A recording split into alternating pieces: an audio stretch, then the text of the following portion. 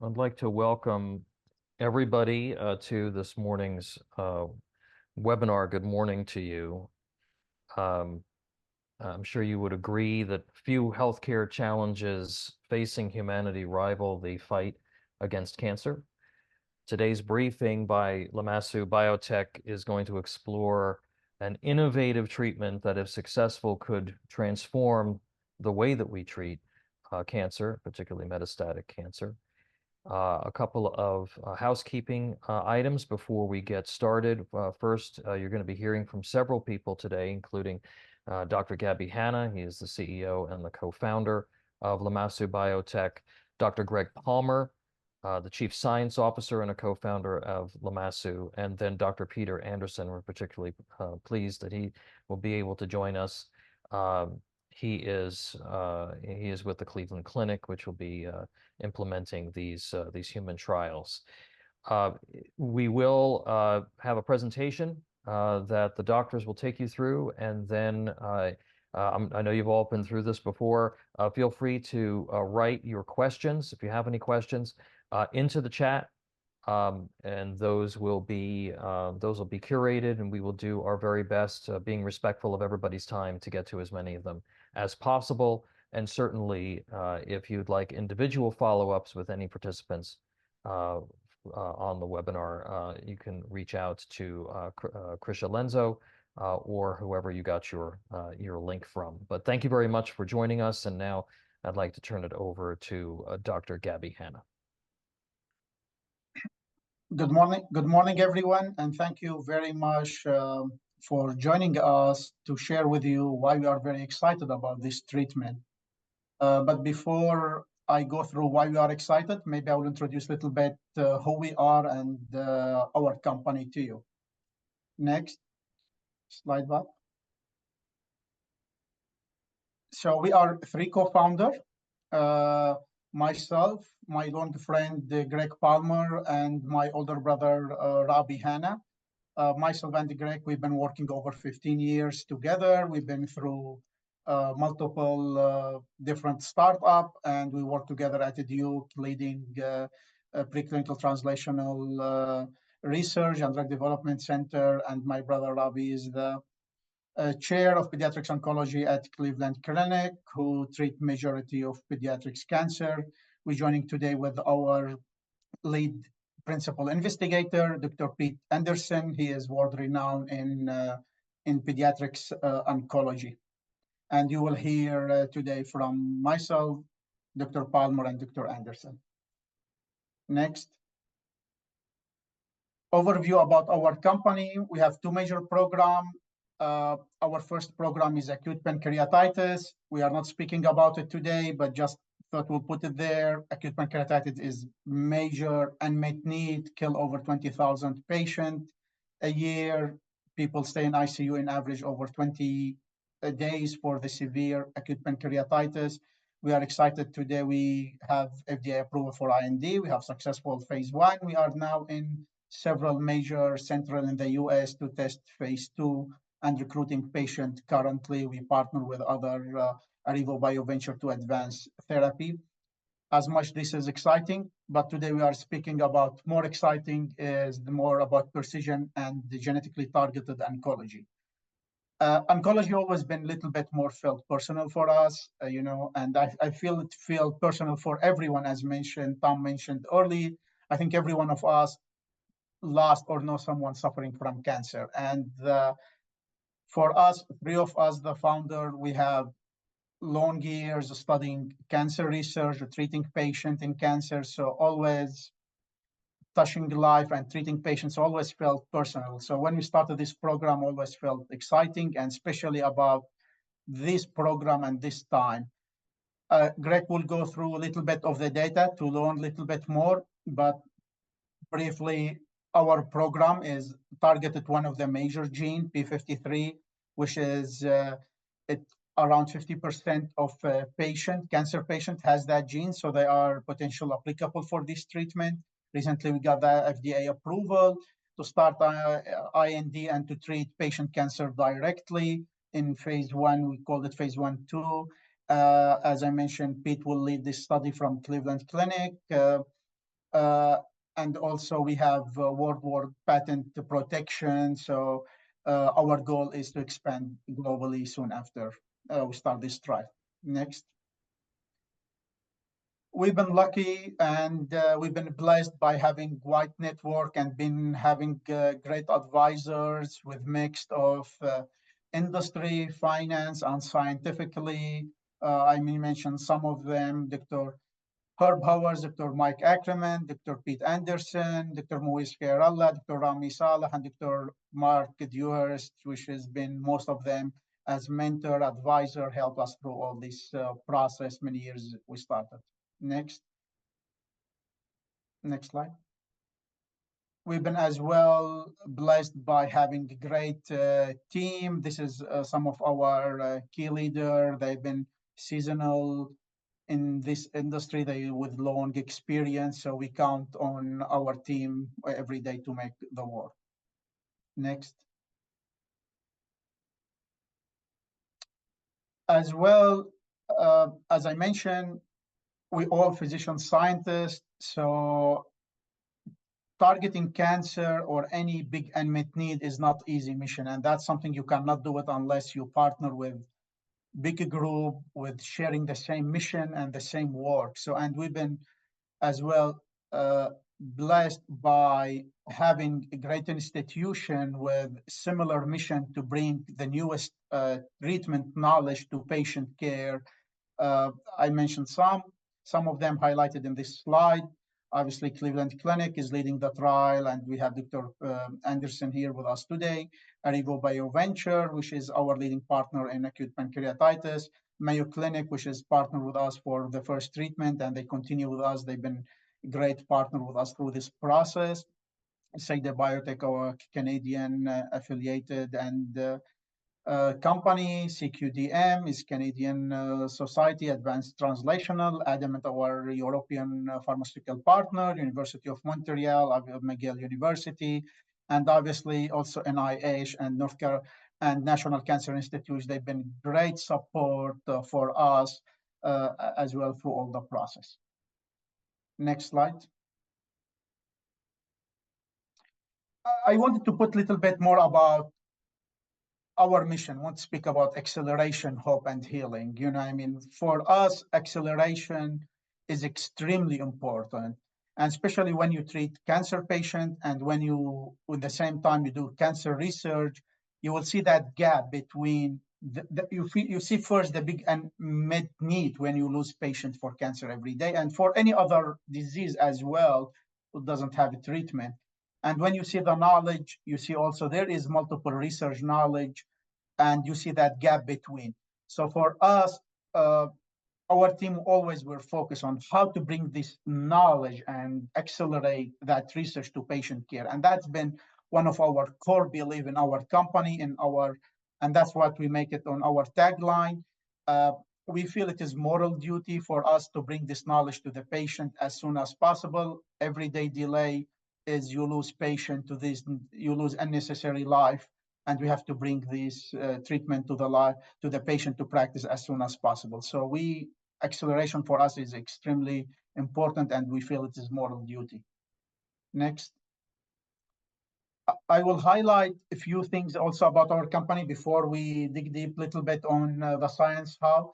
So this is key strategic and what's make us a difference, and we didn't want to select any other asset or drug like any other just for the sake of advancing drug. We wanted to be different, we want to be impactful in the life of the patient and on the market. So few things when strategically to select our asset was about focusing on rare disease, unmet need, where there is big, much needed for this treatment, not just bringing marginal improvement or marginal care. And you will see that clearly in the data will soon to be presented. I mentioned a little bit about accelerating development because the end goal always to bring the drug to the market, to the patient. Advanced knowledge, academia, NIH, this is important. I mean, we have in our academic center, NIH, this is tremendous knowledge. And I think we have to utilize all this knowledge because our industry, and it is all based on the knowledge, how to bring this newest knowledge and research to the patient. So I think you working working with academia and IH is must if you want to be in the cutting edge of bringing the newest technology. Best in class, as I mentioned, we don't want to be bringing marginal improvement, we want to be very impactful, international, big diseases. If we suffer it in the US from any disease like cancer, then the world suffer at least multiple than our suffering. So always we have side on to bring it to the international. And the more important is patient-centered. Any treatment, it has to be the patient be centered around it. Dr. Anderson will speak later how we designed this treatment, how we did the research from beginning, thinking about the patient in mind. So that is very important to bring the patient on board and to care about the patient as all, not just to treat the disease, but to treat patient. Next. Before we dig again about the science, I wanted to speak a little bit about the rigid and the long process to bring the best candidate drug. So for this oncology, precision oncology treatment, genetic targeted therapy, this project started over 10 years ago with our partner. We tested thousands of experiments, and this graph kind of captured over 10 years of work. Started with over in 2013, over 2,000 molecular to design them, to bind specifically to the receptor we want. And this receptor, as Greg will speak about, is the P53, is the most important gene in cancer treatment. And then you test the purifications and then do more screening, biomedical screening, bioavailability. So this you go down in the list until you come to the one molecular. This is tested over 5 species of animal, from pig, dog, rat, mice, monkeys.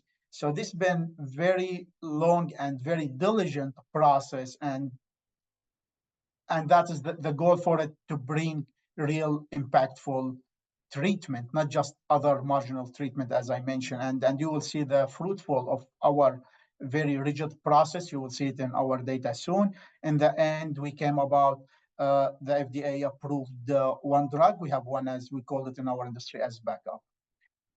By that, I will turn it to my colleagues and my friend, the co-founder, Dr. Greg Palmer. All right, thank you, Gabby. And so I will next go through some of the science behind this therapy and why we're so excited about it. And Gabby mentioned patient-centered recruitment, and part of this is the concept of precision oncology, which is a relatively recent development where we're taking advantage of some of the very powerful characterization tools that are now available with gene sequencing and other approaches to characterizing an individual patient's tumor, and to use that to select a treatment that's going to, most likely to be beneficial to that specific patient, as opposed to just the kind of one size fits all. If you have a certain type of tumor, you get first line, second line treatment that's more defined by the tumor type. This is a more individualized approach, and it particularly fits with targeted therapies such as we're developing, where we can specifically test for that gene signature, where we have activatable P53, and I'll talk a little bit more about that as we move along. Next slide. And Gabby mentioned P53 as being a key player in the tumor.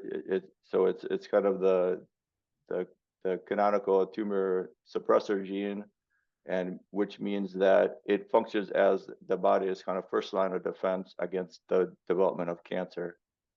And it does this by responding to damage signals like DNA damage, other kind of stress signals, and it performs a wide range of tumor suppressive functions, and these include cell cycle arrest, so it stops the cells from dividing, activates DNA repair, and induces programmed cell death for cells that are undergoing that transformation to become cancerous. And then so P53 was discovered some 40 plus years ago now but and its importance in tumor biology is very well known, but as of yet, there's no approved therapy. And so this is where we're, coming with this novel small molecule SA53, which we have some data and we'll show some of that, but we're very excited that, potentially we have kind of cracked that code to allow for this p53 activating treatment to really re-enable the body's intrinsic defense mechanism. And MDM2 is the protein that we're targeting. And so Gabby mentioned around half of all tumors have p53 that's potentially activatable. So basically all tumors have to overcome this p53 tumor suppression one way or another. About half of them have mutated p53, so it's not functional anymore.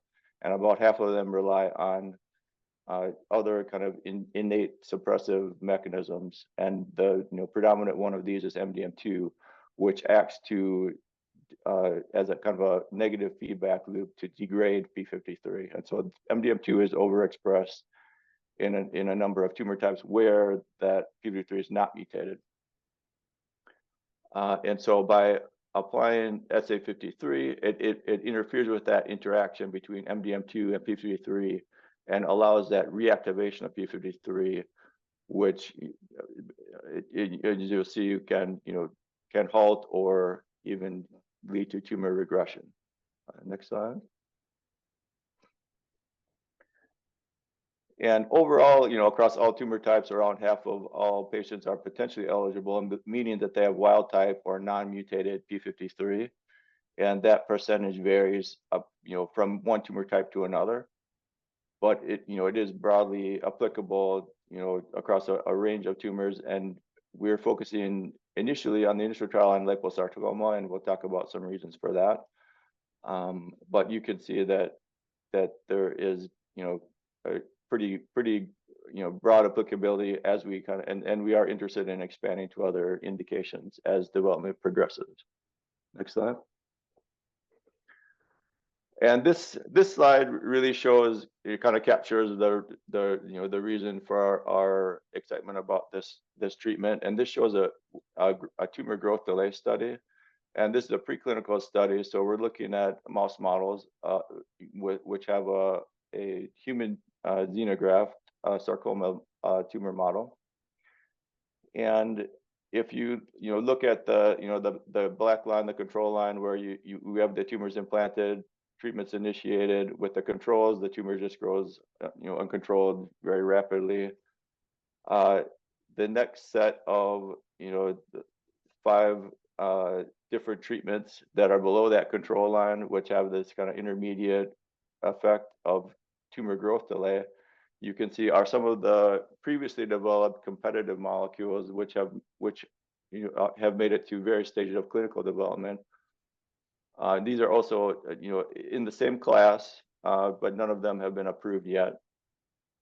And these are kind of typical of what we would see with conventional chemotherapy or other types of systemic cancer therapy, where we have kind of a delay in the growth of the tumor, but eventually the tumor does continue to grow. And this is commonly taken as a basis for FDA approval, even if we see a prolongation of survival, that would be the basis for FDA approval clinically.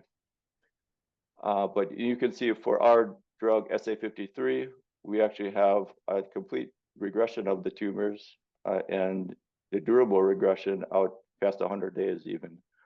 So this is why we're really particularly excited about this. And the final compound at the bottom is actually our backup compound, which has kind of this next best effect. So next slide, yeah. And so that's one example of an in vivo study that we have done. We have tested, as I mentioned, it's applicable to other tumor types, and we have tested a range of different tumor models with our primary compound SA53 as well as our backup compound. And so we have an efficacy across different tumor types as we kind of expand development in the future. Next slide.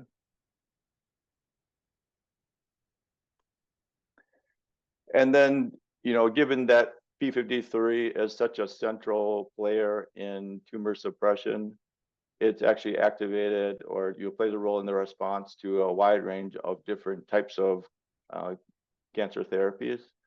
And so it's a very good candidate for potential combination treatments. And so that's another thing that we have evaluated. We've seen good synergy and combination across a range of tumor types and their kind of tumor specific already approved therapies in combination with our drug. And so that's another area that we're exploring as we move forward. Next slide.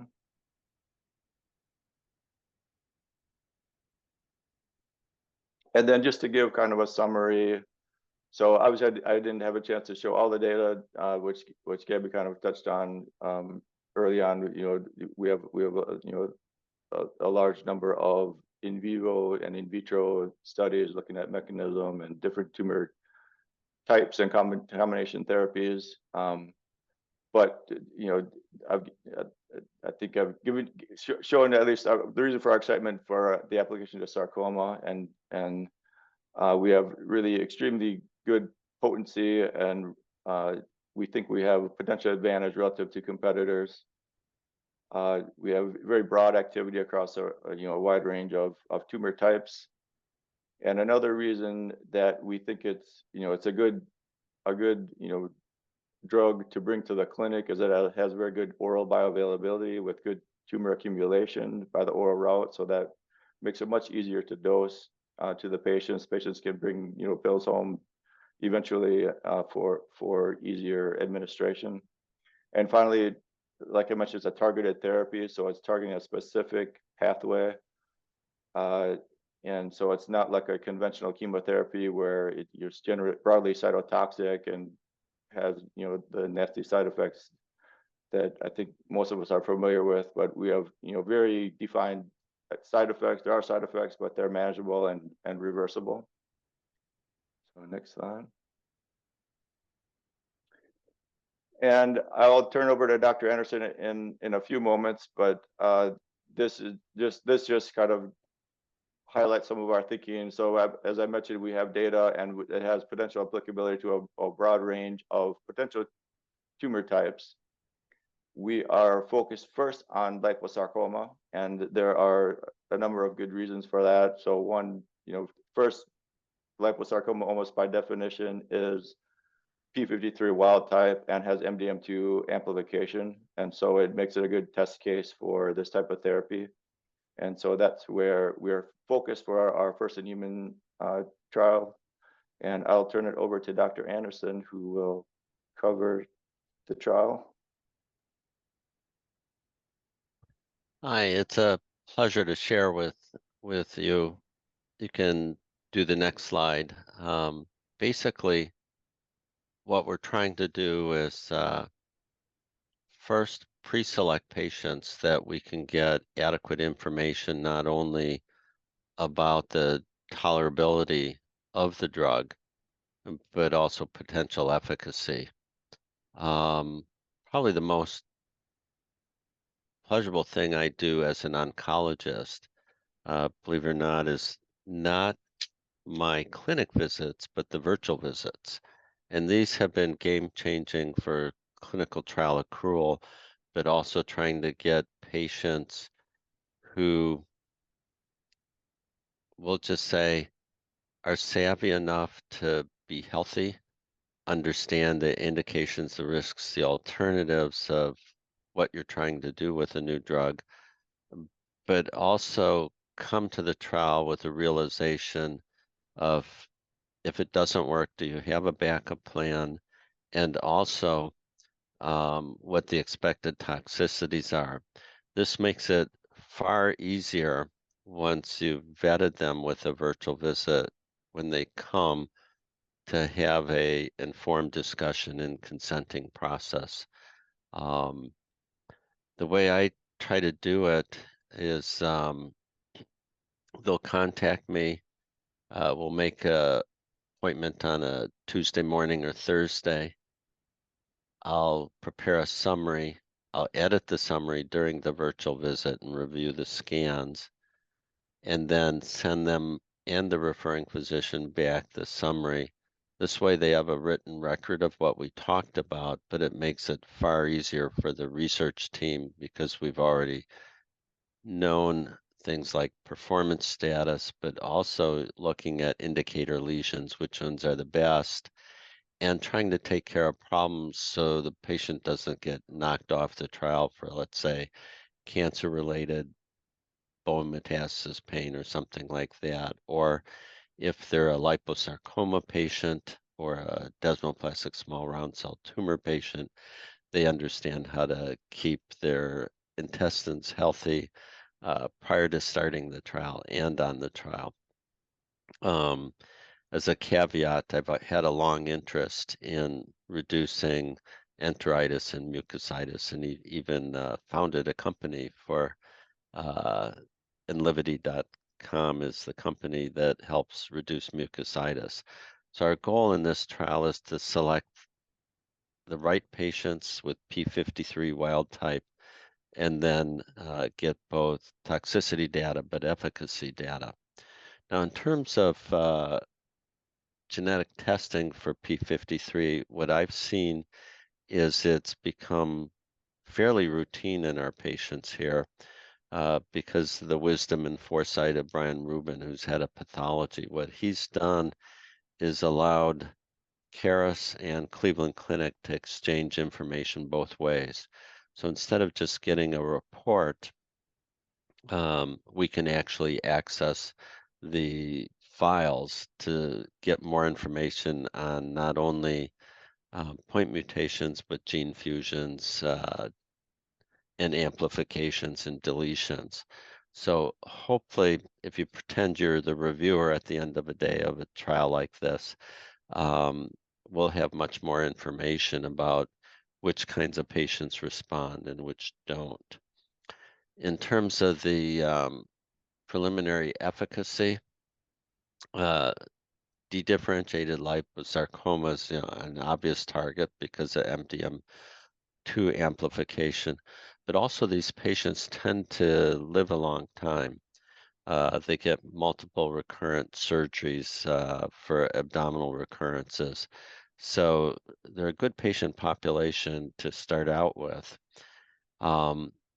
If activation of P53 to do its job is important and you don't need MDM2 amplification, then the group of patients I'm interested in are a rare tumor, desmoplastic small round cell tumor. That's a Ewing's tumor. They're almost always P53 wild type. And again, they have extensive disease in the abdomen, but they live long enough to get useful information. So I think in our trial design, we'll get not only safety information, for example, thrombocytopenia, and do they maintain their weight, things like that, and the pharmacokinetic profile, but we'll be able to follow them long enough to know if they respond. The phase 2A part is the dose expansion scheme, and that's, we're planning to look at the dedifferentiated liposarcoma to enroll more patients once we reach the MTD, and then the cohort B would be other P53 wild types. So at this point, you can go to the next slide. I think it's safe to say we've got the wherewithal to do a very efficient first step to find out not only is this best in class, but is it tolerable, and do we have preliminary evidence of efficacy in a very, I would anticipate this would be a rapidly accruing study because of the way we can do virtual visits. We can generate a waiting list and keep them healthy while we're waiting. So at this point, I'd like to open it up for comments and questions, and look forward to that. Sure, terrific. Thank you, everyone. And we do have a number of journalists who are joining us, and I do have a question for you, Dr. Anderson. How do you see this trial, this treatment different from others that that you've been involved with?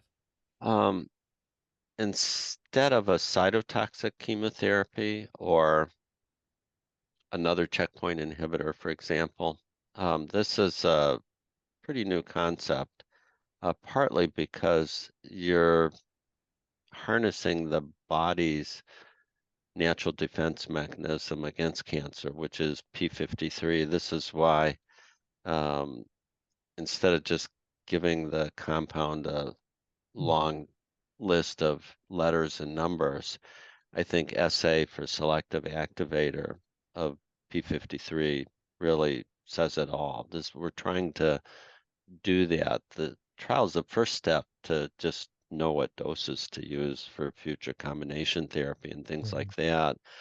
But it's a very different concept in that um, if you can get P53 to do its job, you might accomplish a lot of good for a lot of patients. Okay, and this for whomever would like to take it. How is this administered, and is this ultimately, if it's successful, envisioned to replace chemotherapy? That's a great question. What I've learned in my career is monotherapy is usually not as good as combination therapy, but I would see it as a daily oral drug to help some patients get to surgery or have better durability of radiotherapy too, local control measures. On the other hand, once you establish a recommended phase 2 dose, then the question will be, do you pair it with other drugs or use the drug on its own? And it'll take a while, I think, to kind of get a feel for how strong the signal is. Mhm. Yeah, I will expand on that a little bit also. So the idea was always treat cancer maybe as a chronic disease.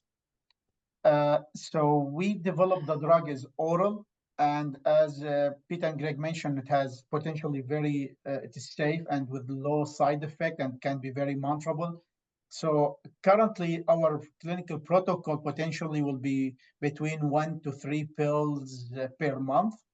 So it is easy, and can get it patient on home, not doesn't administer drugs in hospital as traditional chemotherapy. So how the drug is delivered, and hopefully we'll study the safety to be sure 100% how is the safe. So that will be also other transformation, how we give those drug to the patient, and the patient, if they want to stay long term on it, kind of how to transfer that cancer to chronic, to monitor it, and to be sure this cancer will not come back again.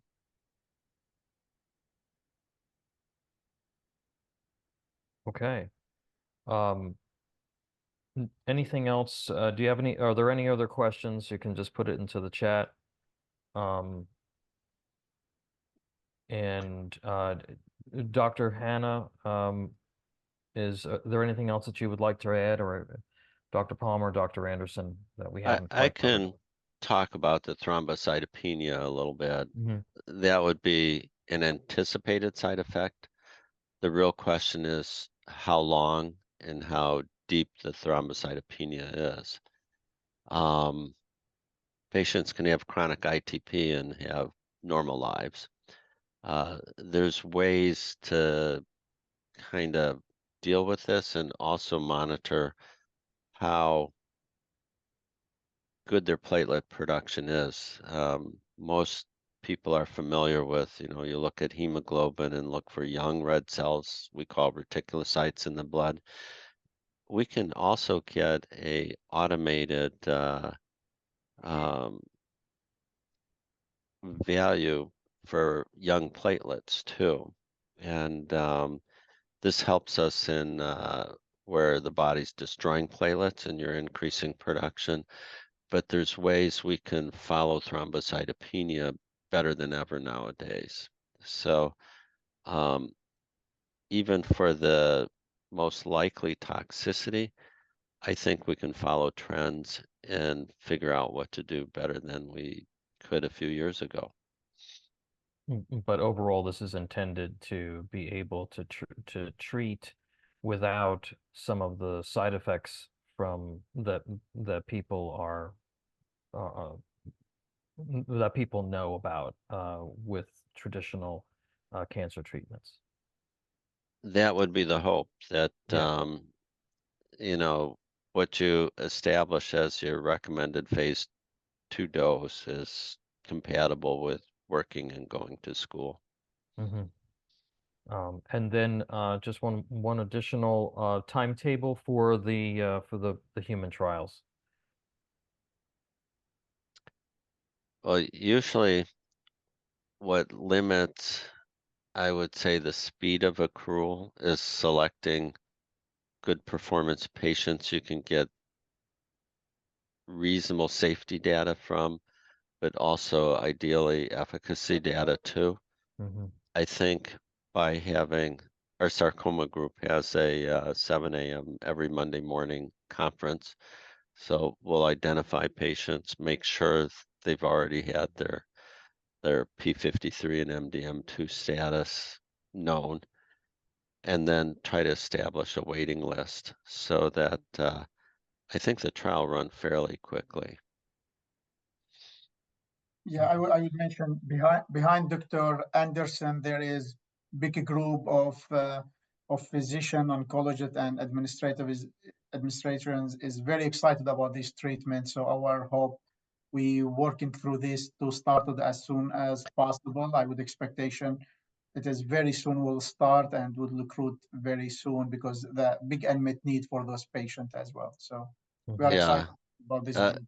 every trial needs an advocate as the PI, but I'm blessed with 2 medical oncology colleagues, 3.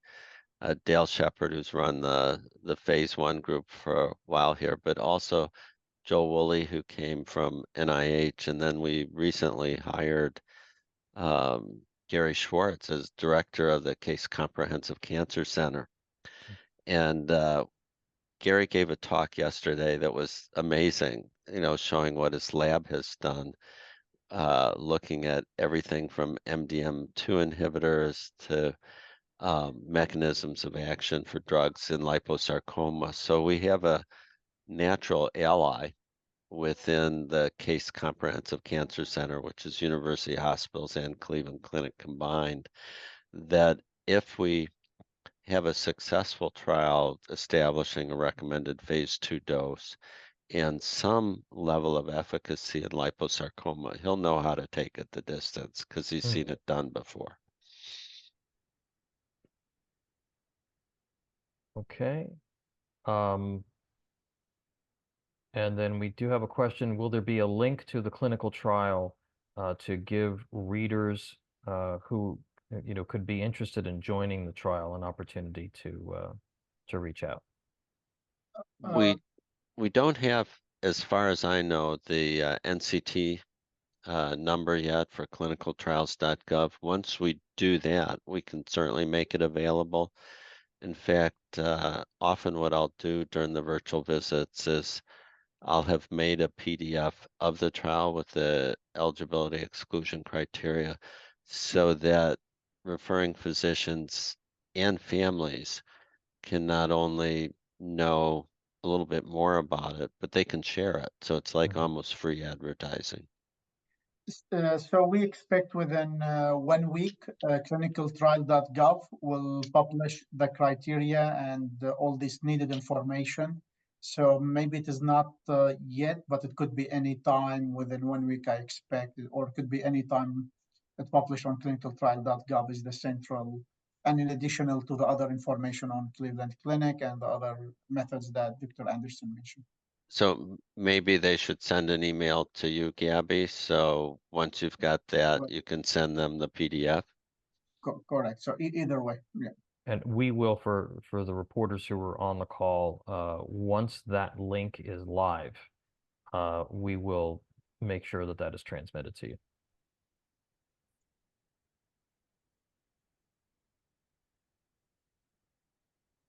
Okay, we're coming up on 12:15, which we want to be respectful of everybody's time and wanted to make sure that we got to a number of questions, but we will be available if you reach out to us individually through Ms. Lenzo to do individual on-camera and pen and pad interviews connected with this, and we'll be happy to provide any follow-up that we can.